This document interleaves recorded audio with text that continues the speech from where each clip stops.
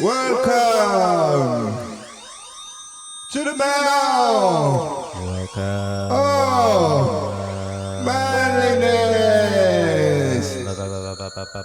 Hey, hello, welcome. The time is set. I am Nick Noyes. This is Brad Action. Howdy. And we have a really cool guest today, Dave L. Chase from Mates. Stands for Linda. Yeah. So our mutual friend Darren Garwood suggested, like, this was right at the beginning when we first started, and said, oh yeah, you need to get in touch with this guy. And I think I messaged you straight away, and we were trying to arrange meeting up, and it just didn't happen. And now you're here. I know, and it's weird. Every impression sounds like the Hitcher out of Mike Booth. And we are here. So first things first, I believe you might well be award-winning, Dave L. Chase soon. Like a fine cheese. I know, I noticed that. I saw that on the socials that It's a you've bit been worrying. nominated. That's cool. I know, it's really exciting. So, yeah, Chelmsford City, instead of having Kerry Katona put the lights on, they're looking for local people, so local champions of various causes, to put the lights on, and I've been nominated and shortlisted down to the last three, which find out tomorrow. Amazing. If I'll be turning the lights on in Chelmsford, which is just mad. I know, but that's it's kind of a massive Oh, it's amazing. recognition. Yeah. So we were, we were, like, I was on holiday last week. That's when I was messaging you when I was on holiday. And That was a nice bra you had on, by the way. nice bra. Yeah, in that photo. I didn't have a bra on. Oh, maybe it's just chest hair. That was my goth vest. My goth vest. And we're kind of like talking about what Mates is. Well, let's start with you. Tell us what Mates is. I just wanted people to all have a friend, really. It's a really simple thing. And I had a couple of mates, actual mates, watching them it sounds really dramatic, but watching them go through losing everything, but while still being alive. That's a really weird thing to say. But watching them trust you with what they're going through, and then watching as there's only so much you can do to get an adult to go to a doctor. Yeah. And as a friend, you can stand there, you can help them as much as you can persuade them as much as you can, but you can't physically make that adult go to the doctors or drag them down there. So it's got to be when they're ready. So I started trying to work out what I could do to help them make their life better and understand what they're going through. So I researched a load of stuff myself. Then I started putting that out on Facebook. Then I found every time I went out, 8 out of 10 conversations was, I saw what you put out there last week. My girlfriend's been like that for 2 years. That's happened to my us. wife's been like that. My dad was like that. I don't know if you know, my uncle killed himself. And people were just trusting me and talking about that more than anything else. Yeah. So I thought, well, there's a massive appetite out there that people, why are these people that I know and I see out and about all the time, why are they only mentioning it now? Why is it a secret? Why can't they come and talk to us in real life? So I just wanted to make sure, I wanted to make a place where people can go online, pour their hearts out, knowing full well that everyone in that group is going through a similar thing or just understands what they're going through or cares. Just the most important thing is just getting it out of your head. Yeah. Which, like, one of our taglines is like, conversations change lives, because they do.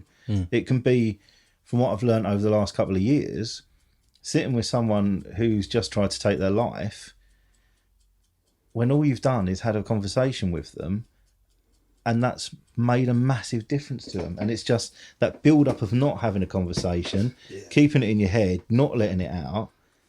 I just want a room where people, like, imagine like Mates was a pub and you walk in and everyone's like, oh, I want to listen to what you're saying. I want to hear what you're saying. Amazing. I care about you. Yep. I just want everyone to know that someone cares about them, and we genuinely do. It's so true. It's I think all that time, like, between you kind of first starting to kind of go downhill, and then you actually kind of come to a point when you do talk about it, and then everything gets better. Within that period, you obscure and you twist everything completely out of all perspective. Absolutely. And if it's you're your able head to, going over. if you can get in early and just go, oh, this is going on, you can go, yeah, that happened to me, or yeah, that's pretty normal. And the area we sort of want to get is, you don't get taught about mental health at school. We didn't. You don't now. You don't learn as an adult. So how are you supposed to recognise things happening? You know, we all know that if you've got a cold, this is what's going to happen and this is what you're going to do. You don't know that with a mental health issue until it's too late. And then most of the issues around a mental health issue are stuff that's just snowballed because of that initial problem. Or one of the things I say quite a lot is mental health issues aren't a terminal disease. Why are people dying? Yep. This shouldn't be happening. We should be just getting in there, talking about things, getting things off our chest and talking to each other. That's all we need to be doing to start with. Just make it a normal conversation, basically. Yeah, I think like that's how we kind of feel about it really, is that you don't, people are often really scared to go to a doctor's, or they're scared to see a psychiatrist, and like it's hard to see a psychiatrist. And often that's not needed anyway. Absolutely. Often all you really do is just offload. The first thing, absolutely, we want to sort of be there for helping people recognise and know about mental health issues, helping recognise it in themselves, being there to have a conversation and be with them whilst they try and get the professional help, or go to a doctor's, go to a mental health professional, and then be there whilst they're, and keeping people busy while they're trying to fix themselves. Yep. So it's like with mates now. Started off, we just done some, like from January, we started doing a weekly walk, then we've done a weekly drop-in at the pub, and now we started this week quiz night. So we just go to a normal quiz night, but it's just to give people an opportunity to get out of the house, come and sit with people that they know care. We get there like an hour and a half before the quiz starts, so they can have a chat if you want about mental health then. But then it's just, we are a group of friends from the mental health background. Just come and sit down the pub and let's do a quiz. Quiz is a good idea because it takes that focus off of you a little bit. And it's building that comfort zone up of getting out of the house, come and sit with us. And then when you feel up to actually getting things off your chest and talking to us, you know us a bit better, let's do it. We've now got, on a Thursday, one of my friends from school set up football fitness. So it's just a massive thing with football and mental health.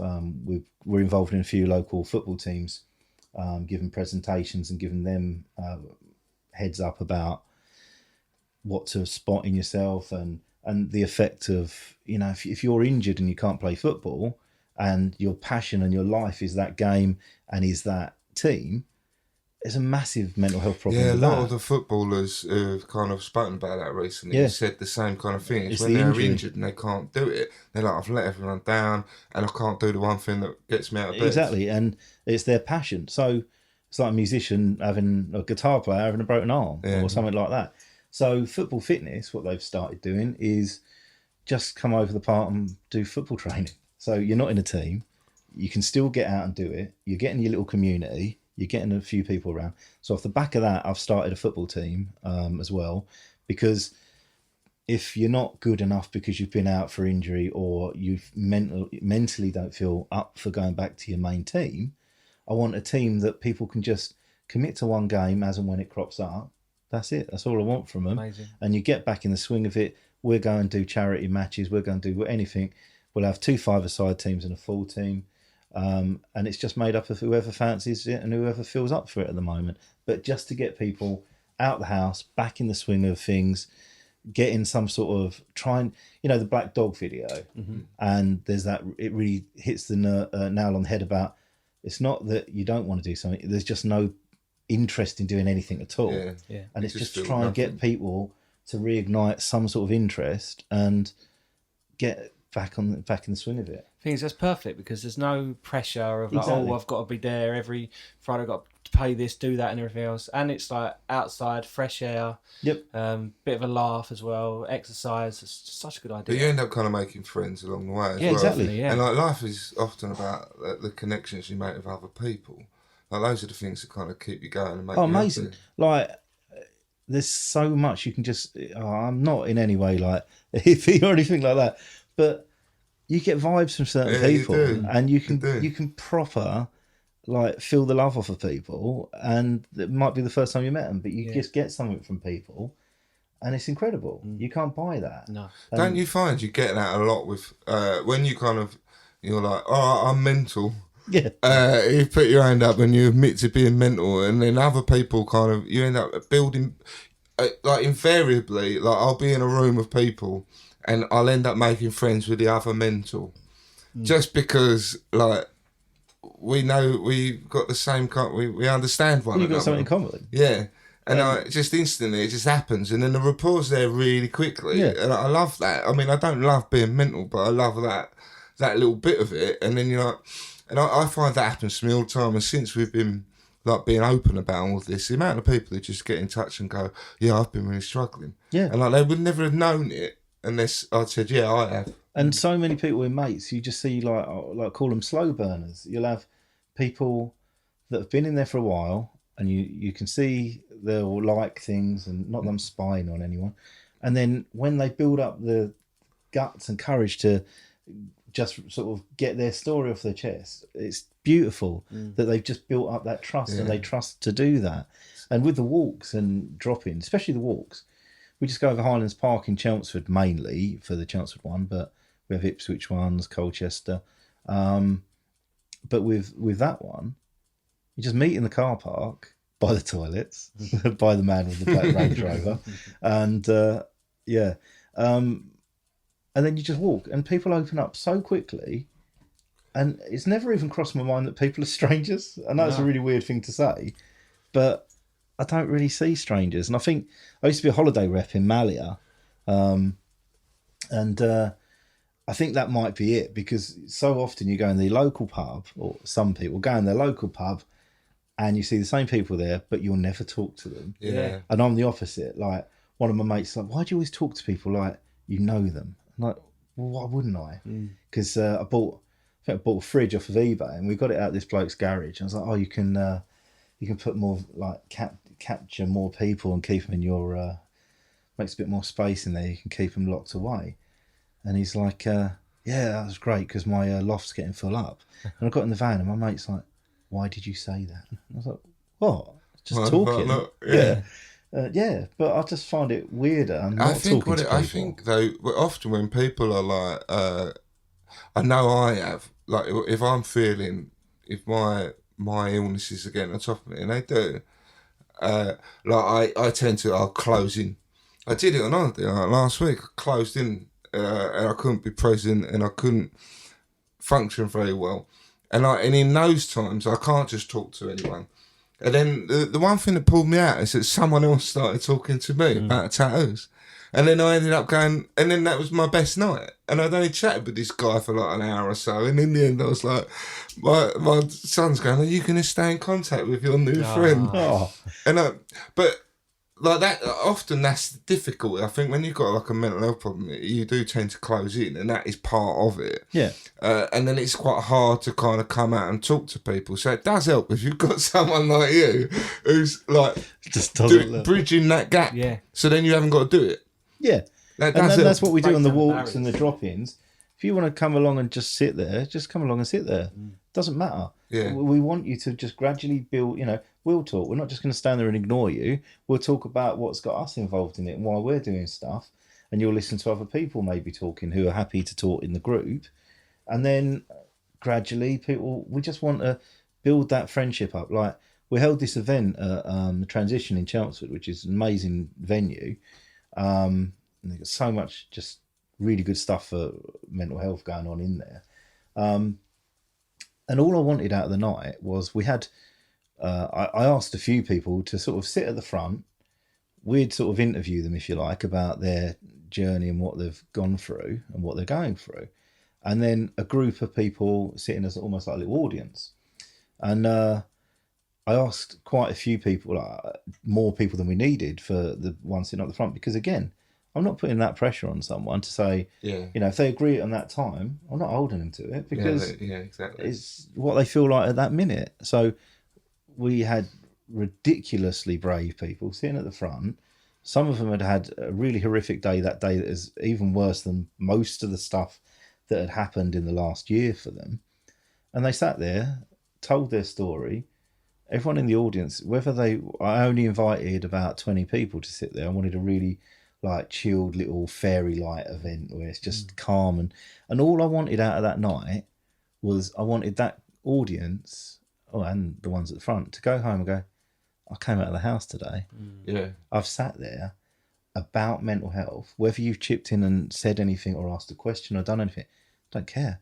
They've come out of the house and they've sat in a group of strangers, and that's massive. I always see that as you're taking action. Like, even though you don't necessarily have to go and do anything, but the fact that you've got up and you've gone, you're starting to take an action on it. Yeah. You're starting to deal with it. Like, you don't have to do a lot. It could be just going to the shops. I want to take it. Just that you're starting to take action. You're starting to invest in yourself a little bit. Well, that going to the shops, like, and holidays, like you just said. I used to live out in Greece, and I've seen your creep, mate.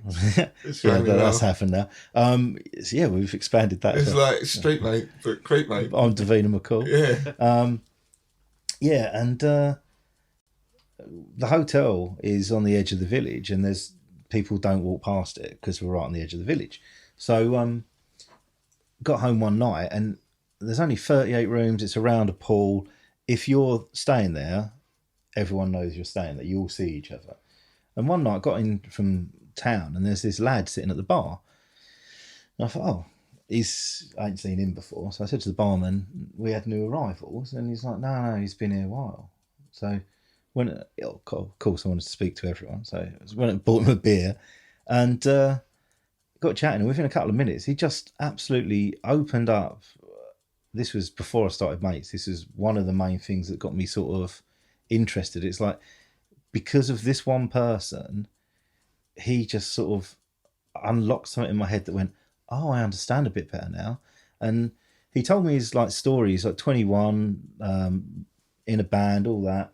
He was on holiday because he'd been there like 2 weeks and just locked himself in his room or sat on his balcony. And he'd done it because he wanted to take his girlfriend on holiday to say thank you for all the support she's given him.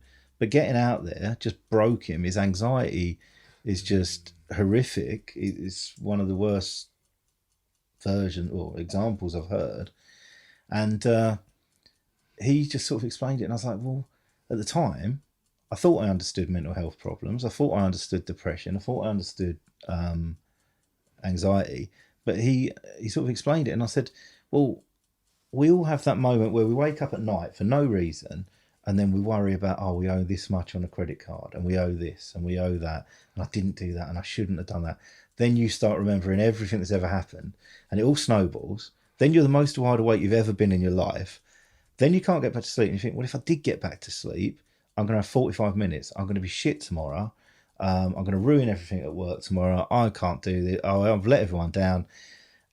And then you wake up in the morning, it's all right. And he went, no, like every minute of my day is like that. And when he explained it like that, I was like, wow, that's just mad. And it's pushed him back to his house. He can't, he takes those paper mushroom bags from Tesco's. He takes those because he never knows if he physically feels like he's going to be sick all the time when he goes out. Doesn't know if he's going to, can't even get to his local shop. So he can't work because he can't get any further. And actually, your dog made me think of that. Not made me throw up. How he started getting back into it was he had a dog. He loved his dog. He got into dog walking, like locally on his estate, and because he had to do that, it just gave him it let him broaden his horizons again. Why do you think I got a dog? It was just exactly that was just incredible. Really. And watching him.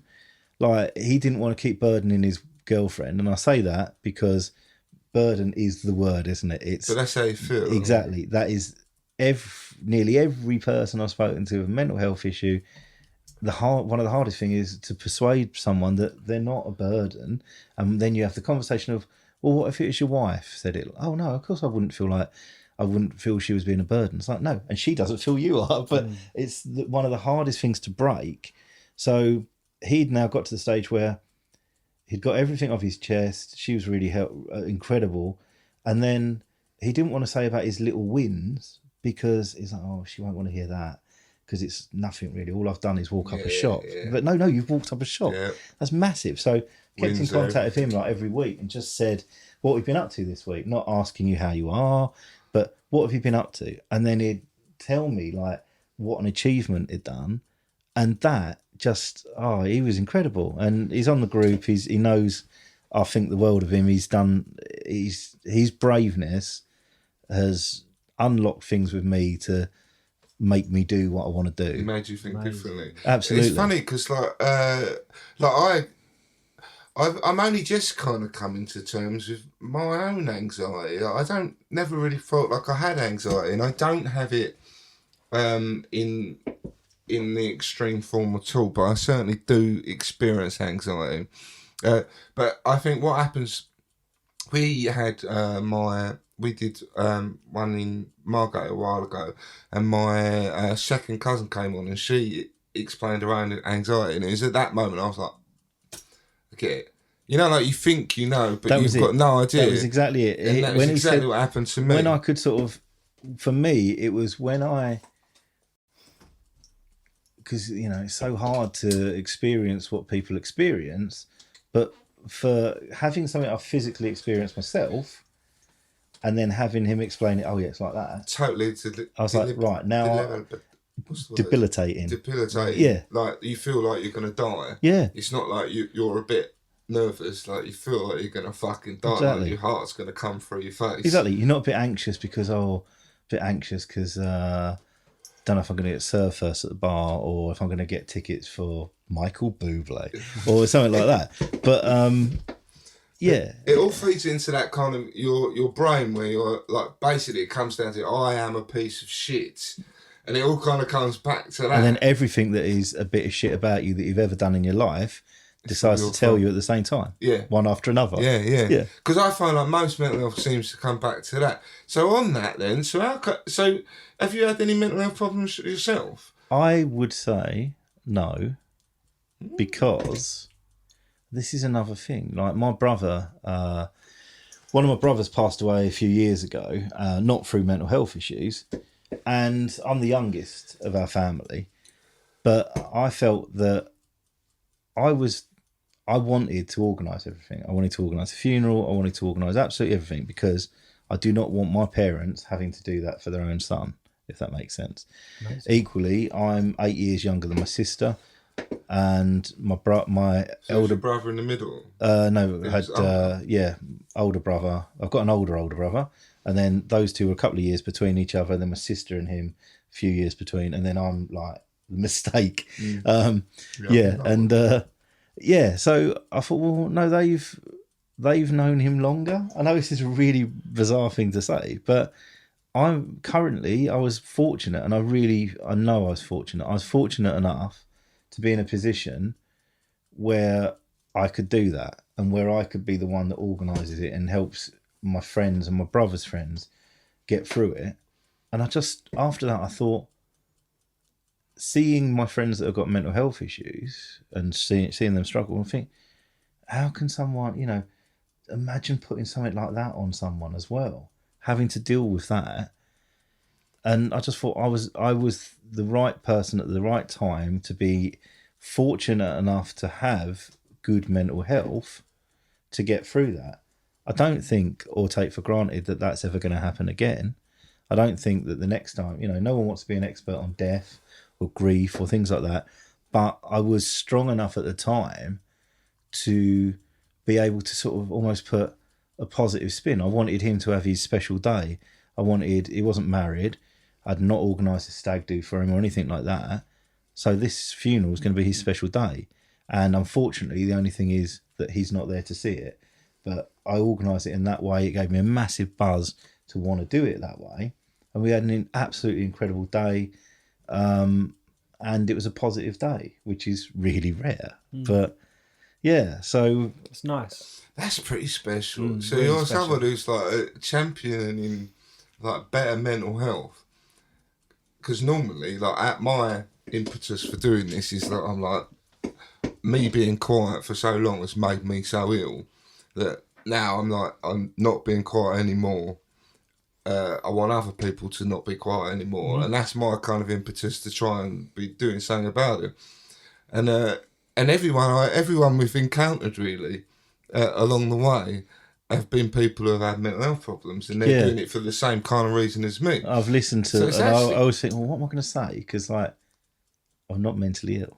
It's actually, I'm a charlatan. but you know what? That makes it so much more special because it's like I'm not doing it. You're doing it really out of the goodness of your heart. Yeah. Well, no, I just don't. But also because I think also what I kind of got in the middle of that was that it's like you've kind of seen that you've got some skills there that. Yeah, and that is it. You know, at work I'm a manager. I've always managed people. And it don't matter that I'm no good at building a road or anything like that. I've got people that are. And I know how to utilise those people. And I know that we can make a big difference and get the right team together. And the same with this. I don't want to be an expert. Like I say, I don't want to be an expert on grief, but he'd go and sit in an office away from his team in a different office at a hot desk because no one knew him there, so they didn't know that he wasn't himself that day. And, you know, hand in hand with mental health goes covering your tracks and things like that. So he'd go and do that. He'd come home even more broken than he was when he went to work and wouldn't talk to anyone. And just watching, I can honestly say this, it sounds really harsh, and obviously I'm going to grieve for my entire life for my brother. There's never going to be a day where I don't think about him. Yeah. But watching, I knew there was nothing I could do about his passing. It was, you know, a natural thing. I couldn't do anything about it. Nothing I could do could change that. But watching someone for 3 years, for example, this particular person, go downhill, lose everything around them, and be almost like voiceless, standing there and helpless in that I can't do anything. I can't persuade him to go to a doctor. I'm trying every day to do that. I've shed more tears about him and watching him and others lose control and lose their life than I have about my brother that actually has lost his life. And I know that sounds a bit weird. I couldn't love my family more. Absolutely couldn't love my family more. But that's the reality of you're standing there watching a car crash happening. Yeah. And very, very slow. So many people are standing there watching car crashes happening, allowing people to have car crashes going because, oh, I've spoken to him before and he's not listened. Yeah. Well, no, we'll keep trying, keep speaking to him. Just, you know, we can do something. And it's not, you know, we can't make everyone better. We can't do that, but we can stop. We can make people's lives a bit better. And it's just talk to people. Yeah. Yeah. So this is what we were talking about on Messenger, weren't we? About I find the groups, I find it too much and I think it's because I fucking struggle all the time. Yeah, because someone pouring their heart out and getting stuff off their chest, and if you maybe see it all similarities triggers. in It's yourself, all triggered. you're like, oh, I don't want to think about that problem I've got going on. I'm going to not look at that. It's like not looking at a bottle of wine when you're hungover as fuck. So it's a weird one because, like, say we get quite a few people get in touch through the podcast, and I've got a number of people who I talk to quite regularly, like email and things, and they're going through a really tough time, and I just kind of offer tips because they've reached out to me, like us personally. So I'm like, of course, you know, I never don't reply to anything, but what happens is I where I have fought so hard to be better, I do, like you were saying earlier, is that you just want to go to the fucking doctors. Go to the fucking doctors. Like, it's all there for you. But as you say, like that frustrating point is that you can't actually get them up and walk them to the doctors. So even if you did take them to the doctors, they've then got to actually say it themselves. And that's the hardest bit. But then if you offer people an opportunity to say, then they might actually say it. And also going to the doctors with someone. Because in a lot of cases, and it's the same with physical health, the doctor will ask, oh, have you done this? Have you been like this? No. Yeah. And you might not be lying. You just might not be like, I haven't noticed. Oh yeah, you're a completely different person. Yeah. Whereas if you've got someone there that lives with you or works with you, you know, to offer to go to the doctors with someone, it's a simple thing for us to do, but it's a massive thing. And Yeah, getting actually, just you do getting that.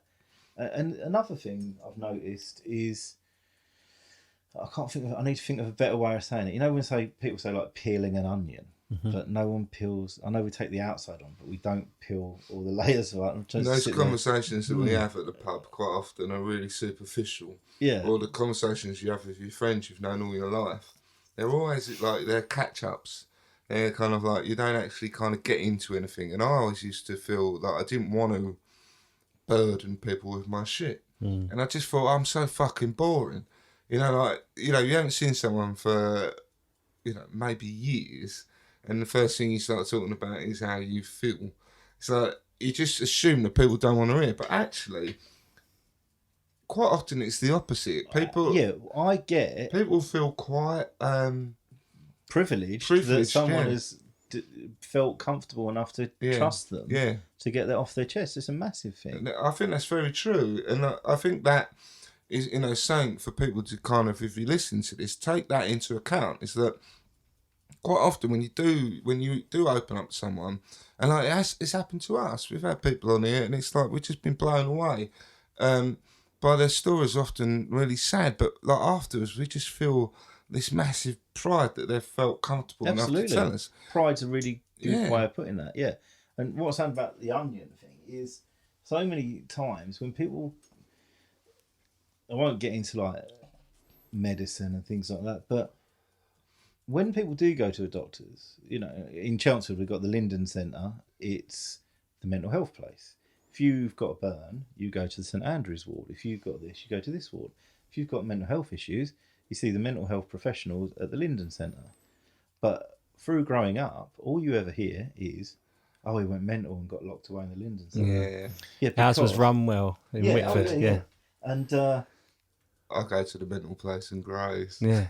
But it's the stigma of just sort of things get to the final point, yeah, and someone has to get sectioned or whatever they call it now, but you get taken there, yeah. That's all we know, and because we know that in Chelmsford, and because we know the name of it, oh, you've been referred to the Linden Centre. Oh no, they're going to lock me away. No. You're going to see someone that can actually help you. Yeah. It's your GP. It's a GP. After my brother passed away, I was down the doctor's for I think I was getting injections for going to Egypt or something, and he's my family doctor all my life, and he like looked at me and he went, "Are you all right?" And I was like, "Yeah, just knackered." And I know full well I just needed I need to get to the weekend and just sleep and recharge.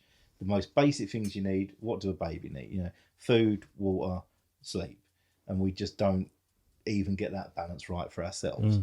So he's like, "Oh, I know what I could," and he done prescription for me, and I was like, "Oh, this is what happens." Like, he just prescribed me some antidepressants. Did he really? And he's doing everything without any more in-depth discussion than that. And I was like, well, he knows my brother's died. He knows he can see that I'm a mess. It's quite nice that he cared, but that's that's not. And really... I thought, this is what's happening to if I take these and I have sleep on Monday, I'll be great, and I think these are the greatest things ever. But then they'll bring me down a bit because I don't need them at the moment because I'm all right at the moment. But I can completely... I was like, he's trying to do his help me. But and the trouble is, when people come to you with their problems, because we let it get to suicide, being locked away, self-harm, we're not dealing with the stuff at the other side of just, you don't wait until, I've got twisted my ankle, I'm going to keep playing football, oh, now my ankles fell off. You don't do that. You just don't do it. You nip it in the bud beforehand. And unfortunately, with most people getting things off their chest about mental health, you're well over halfway through the scale, if you like, when things have started snowballing around that. So when people do get to the, I'm going to go to the doctor, they present a problem that's massive. It's everything that's snowballed around, and you get people, oh, well, I'm going to try and give you medication that's going to deal with this sized problem, but that's not the problem that needs dealing with the medication. You need to peel off. I've fallen out of my family because of this. I've avoided all my friends because I don't want to talk about this. I've lied so much because I don't want to. I've had to cover my tracks, and you've got to peel all those problems back. Oh, I'm so much in debt because I didn't pay that, because I've been taking too much coke, because I've started taking loads of coke to deal with this, and blah blah blah. Now I've got this debt, and now I can't afford that. Nothing's going to deal with that. You need to just peel it all back bit by bit, and that's what your group of friends are for. That's what your family are for. That's what we're there for, to help you with every element of that and expose what is the core at the end of it, of this is your mental health problem. This is what we need to, is walking going to help? Is CBT going to help? Is this going to help? But all these other issues, we just take it like that. Oh, here's my problem. I think what happens, you do that, and I've been had like my battles with like NHS over the years, and there's been many times when I'll go to the doctors and they'll go, right, okay, we'll give you meds. They give me meds, and then but that needs to be done in tandem with some other form of therapy. So you need to be able to talk about it to get to the nub of where that problem and that is. nub is what the medication would probably be beneficial for in some cases, but it's not beneficial in most cases that we hear of, let's say, because it's trying to treat my wife's a zombie. It's not done in tandem. It needs to be done in tandem. So like the medication quite often will get you to a point where it will take the stress off of you briefly. Mm-hmm. But then it doesn't actually solve the problem. It just means you don't feel so shit about it. And then you sort of feel a bit better and ignore all the other problems. Yeah, exactly. I need to sort all this out, but I'm all right now. I'm going to ignore that. Yeah. And now I know it's crept back even worse. So then it needs to have the tandem of the therapy to actually look at why you feel that way. And more often than not, it's because you don't. It's normally like feelings of inadequacy and shit like that. It totally is for me. And one of the other things that's really useful with like NHS, or with the lack of, they're doing the best, and this is the important thing. Yeah, and it's not that dreadful. There are provision. There are things out there for people. Fascinating. Yeah, and especially now. I get amazing service now. I had to go full blown mental to get it. To show off. That's it. You took I get a good service now. It's got your own suite. Start throwing shit at each other. They really sort of treat you well. Yeah, they do. That's in boots. When I started Mates as well, I also started a mental health champion network at work, because I wanted, like, again, thinking of my friends sitting there, I thought I can't have, as a human, I can't have people sitting there on their own feeling that they can't talk to someone. And if that's in work, I want someone there to be there. As a manager, I want my staff to be able to talk. I do think that's fucking people. Extra special. Amazing. So, really good. Well, now we've got in the first 530 people on our Essex contract, 110 people spoke to us individually in the first 10 months. Like, that's, I only say 10 months because I can't remember the 12 month stat. But still so amazing. That and we're dealing with highways, we're dealing with road workers, things like that, and they're trusting us to come and talk to us. So my director wanted it rolled out across all the other contracts we've got across the country. So we've rolled it out across 5 other contracts at the same time. I think I launched Mates in February, and then rolled out Open Minds, Healthy Minds in May to 5 contracts. So it's about 2,000 people. But that, again, has really been helpful. Now, from that, EAP cards, right? EAP is Employees Assistance Program.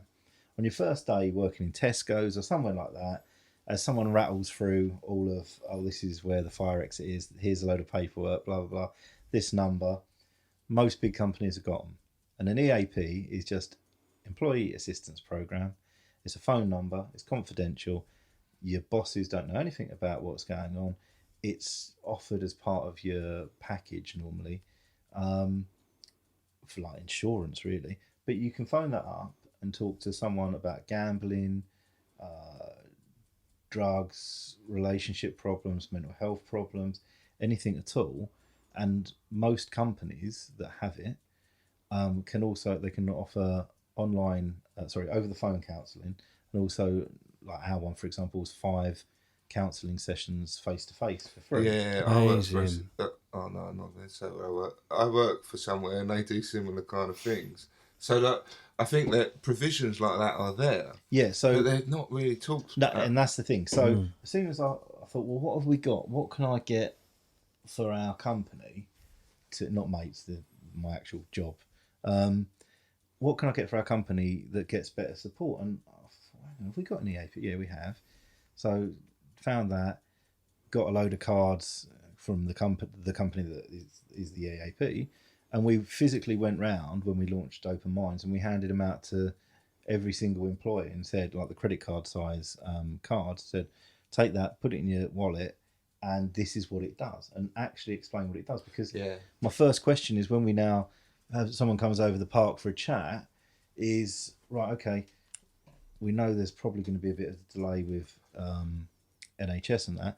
Let's see, what have you got an EAP? Who do you work for? What can you get? Because it's a really good sort of way of getting in quickly. If you've got that, this is the time to use it.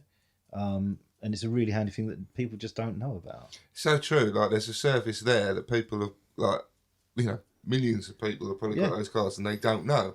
And if you're listening to this, if you've got an EAP card, you could probably get free counselling. Yeah, that is amazing. Ask your HR, because our one was like the biggest. Well, I got some stats through for it, and all the stats are. It's not like we don't know who phoned up or anything like that. It's purely what was the subject. Yeah. And the biggest subject was, what does this phone line do? Oh, no way. mad. Wow. Yeah. That's crazy. Isn't But it? like, that's just, that is so typical. There's a service there, but people don't want to go, like, oh, you might be, if you're struggling, we can't possibly have this conversation with you. We've stuck the number everywhere, all over work. We've stuck it everywhere. And then I've got us, we're tied in with Mates in Mind, which is nothing to do with my mates. It's the country's construction industry's biggest mental health charity. So I've tied my work company up with that as a backer of them. And through them, we then get access to other phone lines, because working in construction, the rate for suicide's a third higher than the national average. Yeah, I can believe that. So I've made sure that all of our construction side of the company have got an extra training session that we run through with them. We've done it in the last couple of months. We've got round to all of them. So it's like 150 in Chelsea. But it's like making it part of a normal conversation. People go for their training day. They're like, oh, fucking hell, quite have a training day. But in that day, someone says to them, it's all right. Like, oh, if you've got a problem, like, it's fine. You can ring this number and you're not fucking weird. Well, I try and go quite harsh with them, because, like, it's a different approach for different people. Yeah, but sometimes I fucking wake up. If I've got 100, Colchester Football Club, I briefed 150 construction workers in one go. Like, who wants to listen to me? I love doing stuff like that. So I have to go in with a sort of harsh thing at the beginning of, the most likely way that anyone between this age is going to leave this planet is by taking your own life, which is ridiculous. Yeah. But let that sink in, and actually think about it. We're not just here to say something once and then walk off. Oh, we've ticked the box. We genuinely care. Yeah. And that's the difference, isn't it? There's your difference. That's your nub. And, like, I've worked for lots of councils over the years, and those conversations just aren't had. And it's when it comes to fucking crisis, and they're like, oh shit, have we not done something here?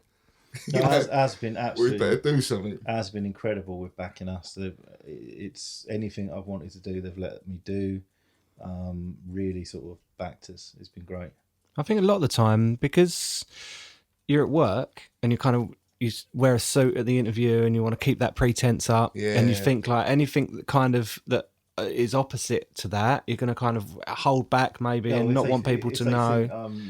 If they think I'm not all right, I won't have a job. Yeah. They won't let me do that. Yeah, exactly. Yeah. They won't trust me for Yeah. promotion. Yeah. They won't, Well, the trouble is, not the trouble.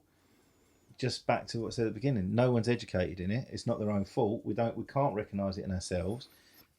Most of the times, we've never been told. We've got to tell people. So we've got a line manager training session because all of our line managers need to know how to help their team. And when we do it, it's just like, what would you do if someone in your team came in the morning and didn't seem themselves? I'd ask them if they're all right. That's it. That's all you've got to do. It really is. Right. It was funny though. That's mental health. When I kind of realised I was going properly off the rails last year, my mate Champion, my really good friend Champion, had done how to spot if people are suicidal training. Wow. And then he was telling me about it, and I was like, I'm doing all of those things, but the thing is, some of it was like, you really had to have the conversation to get to that point, to kind of get that understanding. But I realised that what I was doing was I was overtly telling people I wanted to die, but I didn't even realise I was doing it. What, in kind of subtle ways, kind of thing? Yeah, just talking about life, and I just generally be like, fuck everything. This really kind of, fuck it, I want to die, but not actually saying I want to die. But yeah, no one picked up on it. Look, I didn't even pick up on it. That's the problem, though. I didn't even know. Like you were saying, that quite often we don't even see it in ourselves. Like, you're ill as shit, but you don't even see it in yourself. Because I've certainly been like that. I still get like that. Things is something as subtle, like for me lately, my answer to everything is, well, the planet's going to blow up at some point anyway, so who gives a fuck? And that it suggests a depressed brain, doesn't it? But then we had, again, with Greece, it's really bizarre.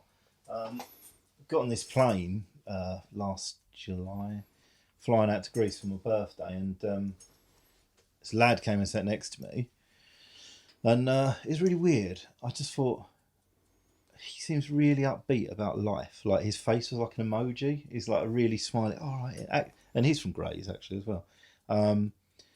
He weren't called Dennis, was he? No.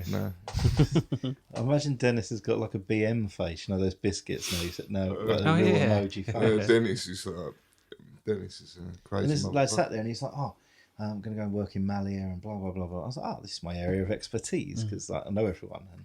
And got chatting. And my first thought was, I want to employ you. There was just something about him, like from interviewing people over the years and that. I want to employ you. I don't know anything about your qualifications. Don't know anything like that. I just think I know you're going to be good at something. Amazing. And then we got chatting to it. I got chatting to him, dropped him off when we got there, dropped him off to his hotel as well. And I thought, I really hope, I gave him my card and I thought, I really hope like you get in contact because when he comes back to England, I want to be your friend. Like, it's a weird thing to say. And I was like, if you need to know, if you need to know how to get cheap water park tickets or anything like that, just message me anything. I was just thinking, please message me about something. And then randomly, our village, everything shuts. Well, all the food places shut about 3 a.m. And if you're out till 6 in the gutter, you have to go to Malia, which is like €15 taxi away. So we'll go there, get a slice of pizza and come home. But went to this pizza place that night, and then this lad walked in. I was like, oh, great. That's really nice to see him again. And I was like, how are you, mate? How you doing?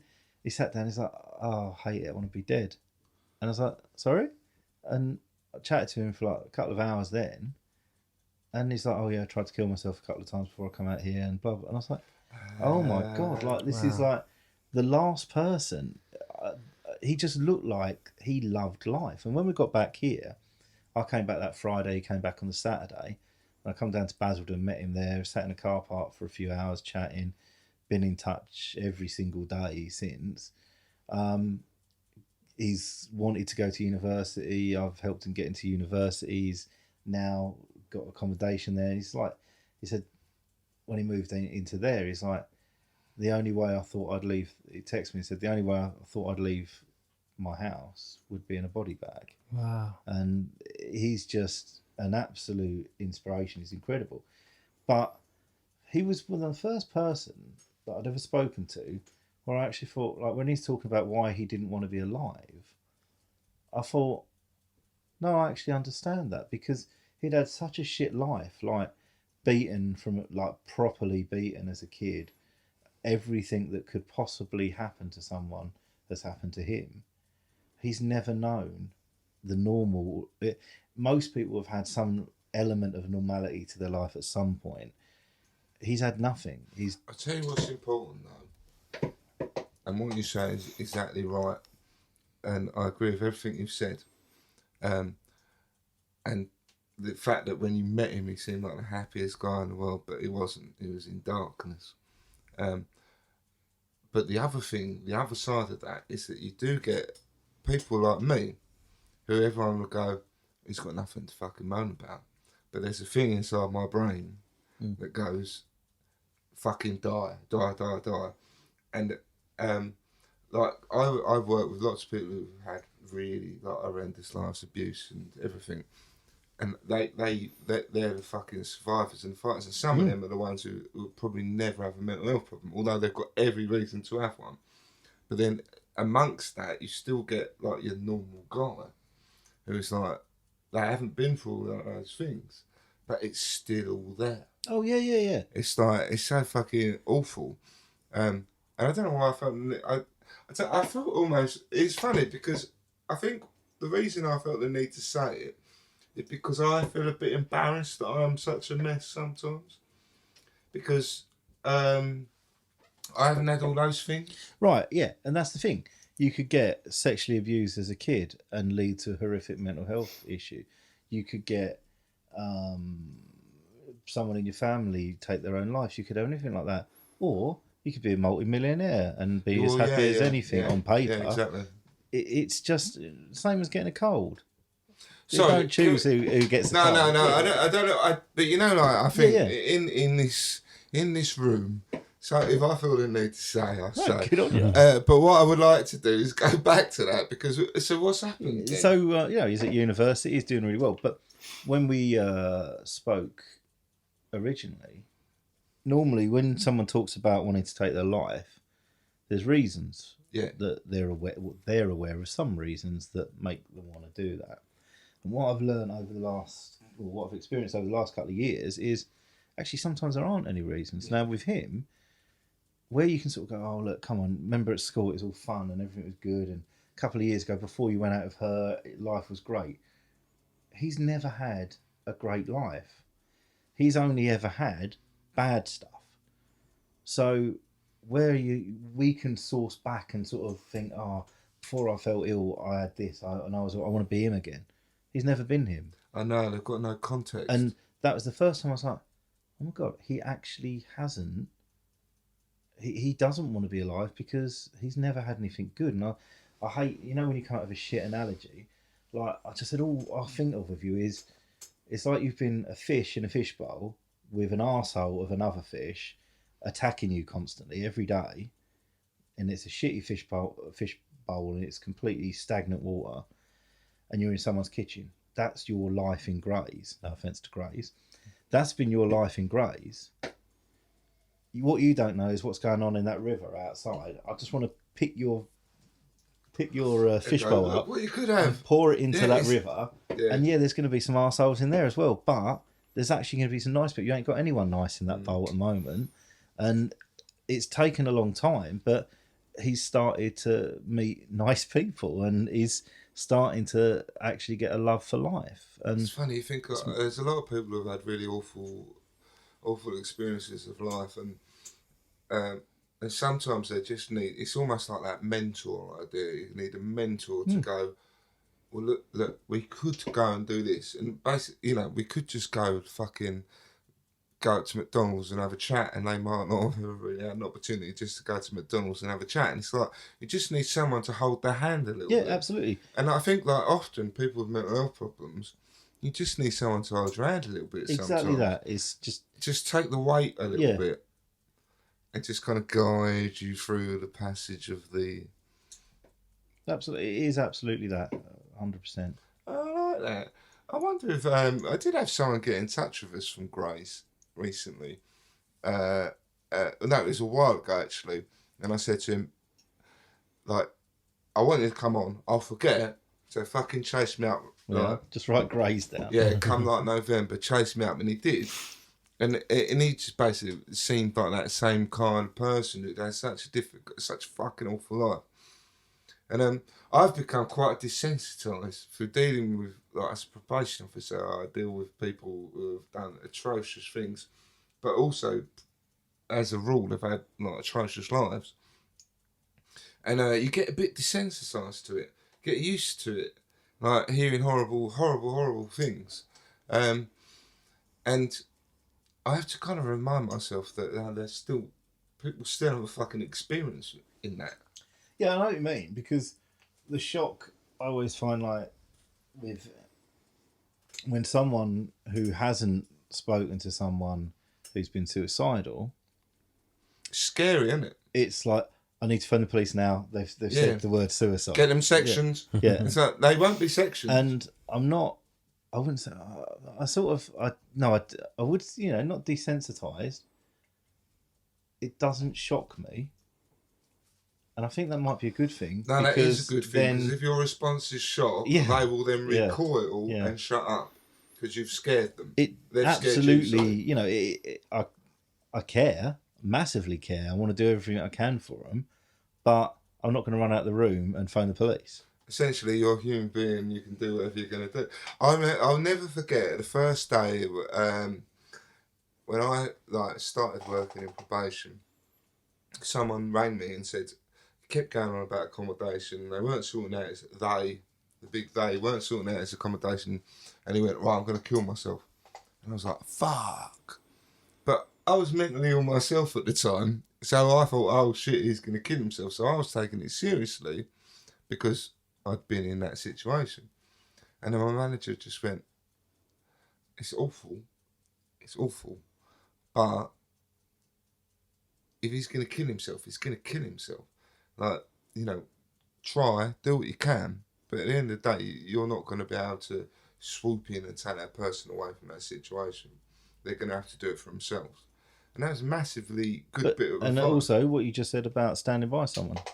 That's when people need, a rock, need someone to support, need someone to be there with them, and someone that they genuinely believe isn't going to leave them and is going to stand by the side through all of it, or until more people are involved and are there to assist.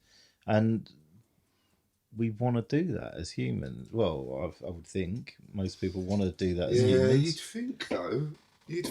But a lot of people, I genuinely do think there are a lot of people who are like, I've got enough shit on. Yeah, but I always just think those people, is it more important than someone's life? Yeah. They're not the important people. Like the people that really you want to surround yourself by nice people, surely, and good people. You don't want to surround yourself by people who'll be like, I don't know, I'd rather do it. I don't know. Like, oh yeah, absolutely, yeah. And that's the thing. You, as you get older, you gradually cut those people out of your life, because you're put in that school when you're so many years old. Why would you naturally, just because you've known them longer, why would you naturally feel that they're the people that should be in your life all your life? It takes a long time. Yeah, it's a good shout, actually. I've been going through that recently, because I totally agree. Cutting people out, just time doesn't make good friends. When you leave school, that's it. Yeah, exactly that. When Just you leave you've school, known each other a long time, it don't mean you've actually got they a are lot the in common people now. They're the people you've known the longest. No offense to anyone individually there, but yeah, it's just who do you actually want in your life? Who's good in your life? Who's good? If there's that person, whenever you go on holiday, you're like, oh God, he's going to do that again. Yeah, just get rid of them. Yeah. Nicely, in a nice way. No, but you can do it nicely. You can do it nicely, and you don't. But yeah, exactly. Don't surround yourself with people who make you feel like shit. So, tips. So you talked earlier about when your brother died, and some of the tips that you've shared with other people. Yeah, it's just it's hard. It's one of the first things, because again, in the last few years, we've had quite a few people in our group of friends. We've got a big group of friends take their lives. So things have cropped up, obviously grief.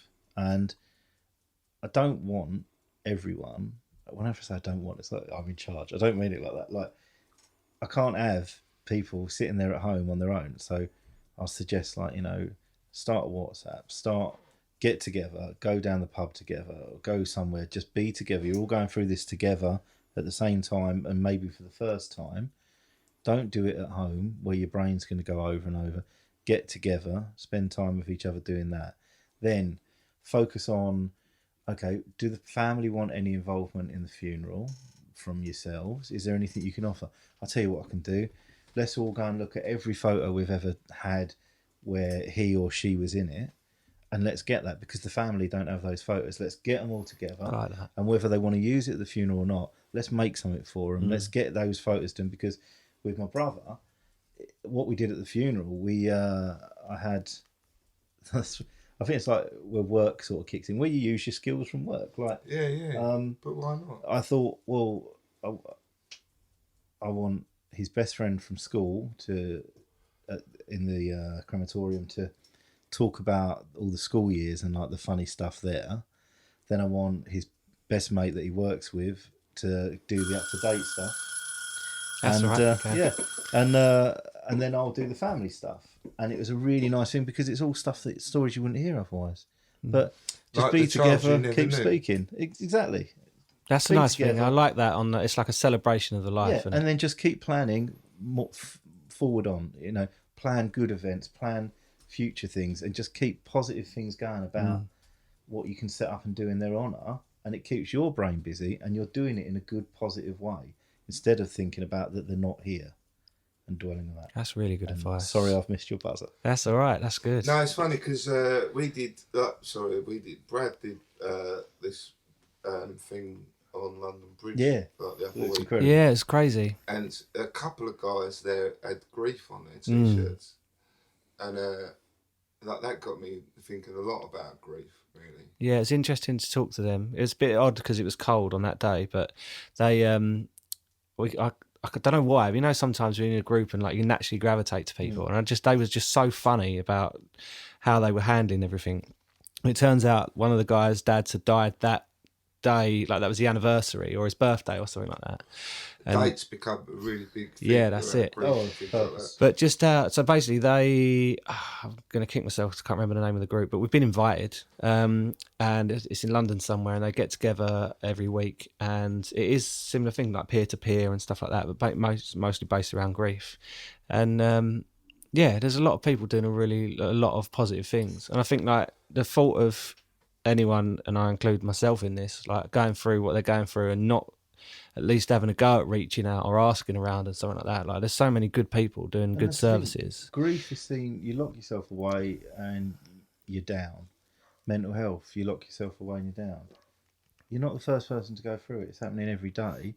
Get out there, share people's experiences, share your friends' experiences, and help each other out. It's simple as, not it's as simple as that, but why are we still doing things alone?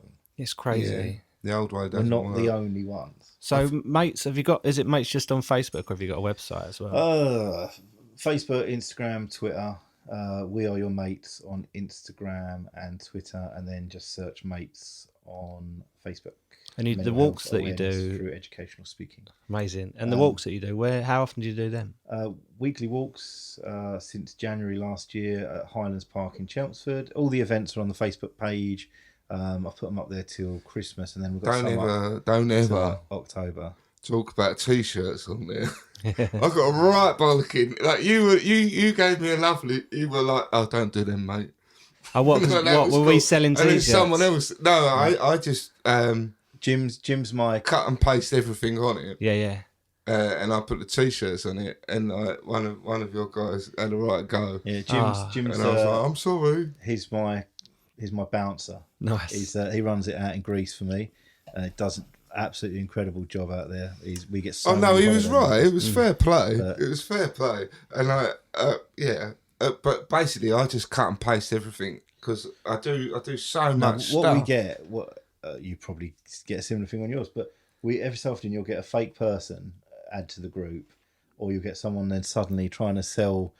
Follow my band. Like, you're nothing to do with mental health. No, you are obviously, but we probably on a weekly basis.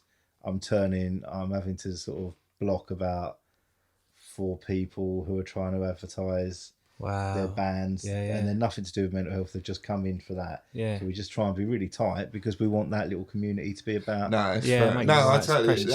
I say it jokingly. You know, it's totally fair enough. I totally get it. Because otherwise, this gets fucking convoluted, doesn't it? And then it doesn't become about what it's about. But yeah, that's it, mate. Sorry we took so long. No, but don't worry about that. We really appreciate it. It's so cool. I want to give you a hug, man. You're a big burly man. Big bitch. You're a burly motherfucker.